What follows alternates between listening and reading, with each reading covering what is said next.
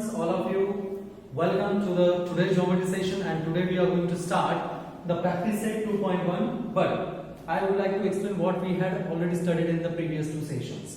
तो पिछले दो सेशन में हमने देखा था, पहले सेशन में हमने देखा था that is a Pythagorean triplet, formula for the Pythagorean triplet.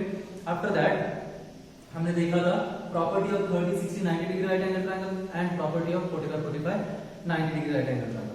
उसके बाद के सेशन में हमने देखा था similarity in right angle triangles. It means the perpendicular drawn from the right angle vertex to the hypotenuse of right angle triangle makes two different right angle triangles in the same figure, and those two right angle triangles are similar to each other as well as they are similar to the original triangle.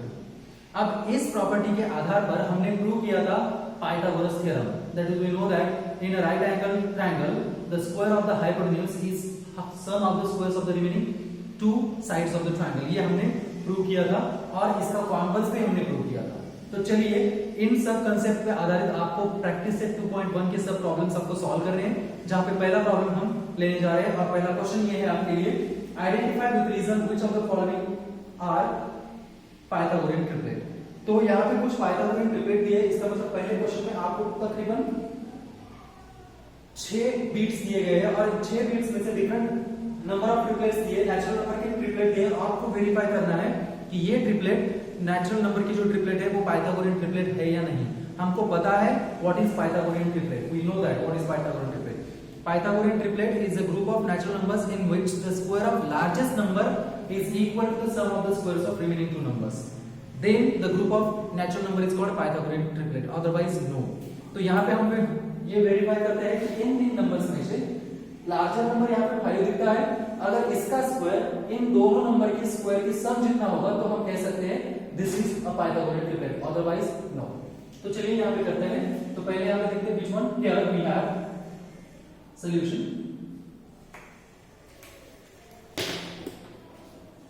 So solution here, that is 5 is greater than 4 and 4 is greater than 3. It means the largest number is 5.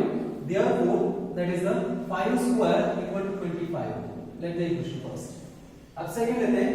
Next, now 3 square plus 4 square, it is equal to 9 plus 16 is also equal to 25. Let the statement number 2. अब यहाँ पे हम notice कर सकते हैं कि largest square sir number का जो स्क्वायर है उसका स्क्वायर 25 है और दूसरे दो नंबर है रिमेनिंग उनके स्क्वायर की एडिशन भी 25 है. तो इसका मतलब ये होता है from first and second, that is 5 square is equal to 3 square plus 4 square. Therefore we can write from 1 and 2 from first and second, that is 5 square is equal to 3 square plus 4 square. Therefore 3, 5 and 4 is a Pythagorean triplet. Pythagorean triplet. तो यहाँ पे हमने prove कर दिया है कि जो पहला ग्रुप ऑफ नेचुरल नंबर्स है 3, 5 and 4, it is a Pythagorean triplet. अब देखते हैं इसका सेकेंड बीट. ओके, सो अब देखते हैं सेकेंड बीट, दूसरा बीट फर्स्ट क्वेश्चन का. The next group of number that is 4, 9 and 12. तो अब देखते हैं 4, 9 और 12 में से यहाँ पर हम नोटिस कर सकते हैं here which one is the greater number, that is 12 is greater than 9 and 9 is greater than 4. It means 12 is the largest number. तो चलिए फिर से करते हैं. therefore that we get 12 square it is equals to 144. Let the statement number 1. अब remaining two number के square की addition करते हैं यहाँ पर. Next 4 square plus 9 square it is equal to 16 plus 91 equals to 107. Sorry 81. Sorry यहाँ पे आएगा 81 and therefore the addition is 97. Let the statement number 2. But यहाँ पर नोटिस करने के बाद हमें यह समझ में आता है कि 12 का जो स्क्वायर है वो 4 स्क्वायर एंड 9 स्क्वायर की एडिशन के जितना नहीं है. इसका मतलब ये होता है therefore from first and second, from 1 and 2, that we have 12 square is not equal to the 4 square plus 9 square, and therefore we can say that is 4, 9 and 12 is not a Pythagorean triplet. Pythagorean triplet. तो यहाँ पे आपको याद आ गया होगा कि पहले example में हमने देखा था लार्जेस्ट स्क्वायर का जो सम है, लार्जेस्ट नंबर का जो स्क्वायर है उसका स्क्वायर दूसरे दो नंबर्स के स्क्वायर की सम जितना होगा और आया था, इसलिए हमने कहा था कि 3, 4, 5 is a Pythagorean triplet. But अब यहाँ पे हम नोटिस करते हैं कि यहाँ पे लार्जेस्ट नंबर का जो स्क्वायर है वो दूसरे दो नंबर के स्क्वायर की सम जितना नहीं है, इसकी वजह से हम यहाँ कहेंगे 4, 9 and 12 is not a Pythagorean triplet. Okay, अब इसी तरह की जो प्रॉब्लम्स है, प्रॉब्लम नंबर 3, 4, 5 एंड 6, इसके जो बिट है, बाकी अब 4 बिट बचे हैं क्वेश्चन नंबर फर्स्ट के, वो 4 बिट आप खुद सॉल्व कर सकते हो। ठीक है, तो चलिए नेक्स्ट सेकंड प्रॉब्लम देखते हैं। सेकंड प्रॉब्लम में हमने यहाँ पे दिया है in triangle M and P, angle M and P equal to 90 degree and N Q perpendicular to the M P. Next, length of segment M Q is 9 and length of segment Q P is 4, then find length of N Q. तो आपको length of N Q find करनी है, तो हमने property of और the median property of mean of property देखी है, तो उसके आधार पर हम इसे सॉल्व करेंगे। ठीक है, ज्योमेट्रिक मीन की प्रॉपर्टी। तो आपको मालूम है ज्योमेट्रिक मीन क्या होता है? Geometric mean it means the perpendicular drawn from the right angle vertex to the hypotenuse is the geometric mean into which the hypotenuse is divided by the perpendicular। इसका मतलब ये होता है कि ये perpendicular NQ segment MP means hypotenuse MP को जो दो सेगमेंट में डिवाइड करता है, उन दो सेगमेंट का NQ ज्योमेट्रिक मीन होता है। और वो कैसे रिप्रेजेंट करते हैं हमें पता है, that is NQ square equal to MQ into QP। तो ज्योमेट्रिक मीन की प्रॉपर्टी यूज करके हम इसे सॉल्व करने वाले हैं। तो चलिए पहले देखते हैं क्या दिया है। So here triangle M and P, in triangle M and P, angle M and P equals to 90 degree. Next, NQ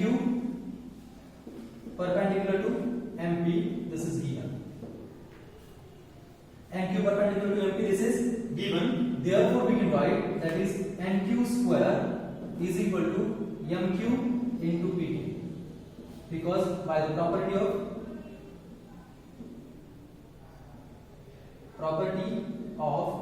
geometric mean,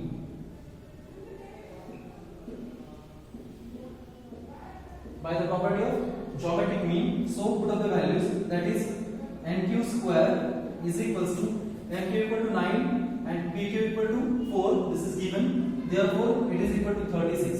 So NQ square equal to 36, therefore NQ is equal to under root 36, so it is equal to 6। तो ये रही length of MQ जो हमने यहाँ पे find कर लिए। अब देखते हैं problem number third. So now चलो देखते हैं क्वेश्चन नंबर 4। तो यहाँ पे आपको एक सवाल आया होगा कि क्वेश्चन नंबर थर्ड मैंने क्यों ओमिट कर दिया, क्योंकि क्वेश्चन नंबर थर्ड और जो नेक्स्ट क्वेश्चन नंबर 7 है, ये दोनों क्वेश्चन ज्योमेट्रिक मीन प्रॉपर्टी पे है। जैसे कि हमने सेकंड क्वेश्चन सॉल्व किया था, उन्हीं के आधार पर आप ये दो प्रॉब्लम सॉल्व कर सकते हैं। इसका मतलब ये हुआ कि हम प्रॉब्लम नंबर थर्ड और प्रॉब्लम नंबर 7 यहाँ पे नहीं लेंगे, ये आप खुद एक्सरसाइज में कर लो। तो चलिए क्वेश्चन नंबर 4 देखते हैं। और क्वेश्चन नंबर 4 में हमारे पास अवेलेबल है in triangle PSR, angle PSR equal to 90 degree, angle P equal to 30 degree and length of SR equal to 6। Then find the length of SP and PR। तो आपको find करनी है length of SP and PR। तो चलिए यहाँ पे देखते हैं इसे कैसे फाइंड कर सकते हैं। तो यहाँ पे आप सोच सकते हो कि in right angle triangle the two angles are given, that is 30 degree and 90 degree. तो जो रिमेनिंग एंगल होगा वो 60 डिग्री का होगा। और by using the property of 30, 60 and 90 we can find PR as well as SP।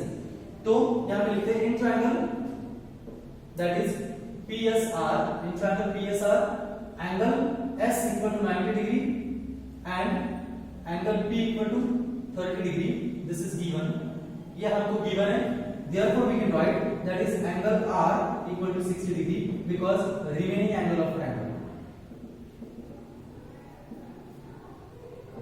remaining angle of triangle PSR, and we know that the sum of three angles of any triangle is always equal to 180 degree।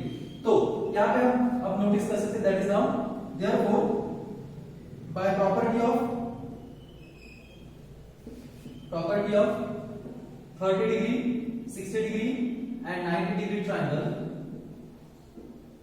by property of 30, 60, 90 degree triangle that we have is equal to half of PR and next one PS is root 3 by 2 times of PR. तो ये दोनों हमें पता है कि 30, 60, 90 degree right angle triangle theorem हमने देखा था, उसमें देखा था कि side opposite to 30 degree is half of the hypotenuse and side opposite to 60 degree is root 3 by 2 times of hypotenuse. तो यही यूज करके हम इसे सॉल्व करने वाले हैं। पहले हम सब फाइंड करेंगे PR, क्योंकि यहाँ पे हमने दिया गया है SR, so therefore we find that is SR equal to 6 equal to half of PR, so therefore PR is equal to 6 into 2, it is equal to 12। तो हमारे पास PR है 12। अब यहाँ पे सॉल्व करते हैं PS। Now PS is equal to root 3 by 2 times of PR, it means length of PR equal to 12 that we have find out, so it is 12, so 2 ones are 2 6 are, therefore PS equal to 6 root 3। तो ये रहे length of side PR and length of side PS of triangle PSR where the side SR is given। okay, चलिए देखते हैं question number 5। और in the question number 5 that is we have in right angle triangle ABC that we have AB equal to BC and hypotenuse AC equal to root 8, then by using the information provided by this figure complete the following activity। आपको है जो activity complete करनी है। अब ये activity आप खुद भी कंप्लीट कर सकते हैं। यहाँ पे हम ये प्रॉब्लम एज अ प्रॉब्लम की तरह लेंगे, जैसे हमने पिछले प्रॉब्लम देखे उस तरह से, ठीक है। तो यहाँ पे पहले लिखते हैं that we have AB equal to BC, this is given, AB equal to BC, this is given, therefore angle BAC equal to angle BCA, while angles opposite to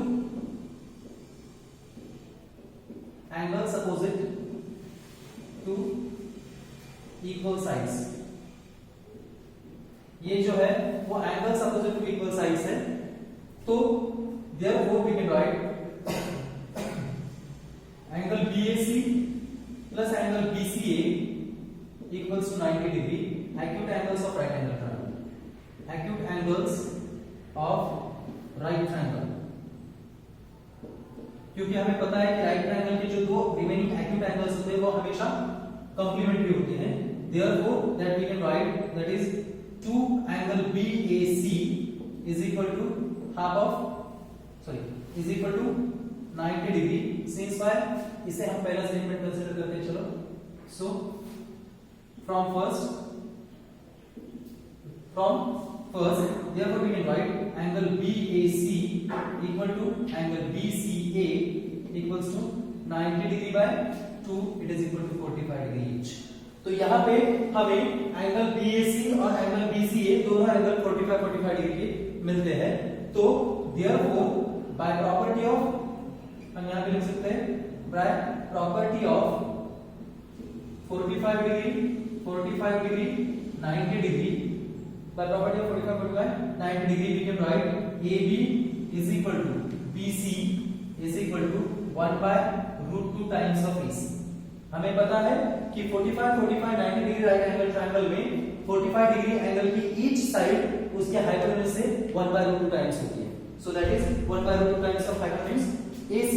तो यहाँ पे लिखते हैं that is 1 by root 2 into AC हमें दी गई है that is root 8, so it can be written that is, अब root 8 को हम ऐसे लिख सकते हैं that is under root 4 into 2 by root 2, so therefore we will perform AB equal to BC is equal to 2 root 2 by root 2। तो यहाँ पे root 2 कैंसिल होगा, therefore we get AB equal to BC equal to 2। तो ये रही length of AB and BC। अब इसको आप अपनी एक्टिविटी में फिलअप कर सकते हो, जहां पे जो जरूरत है वो बॉक्सेस आप कंप्लीट कर सकते हो, ठीक है। तो इसके बाद देखेंगे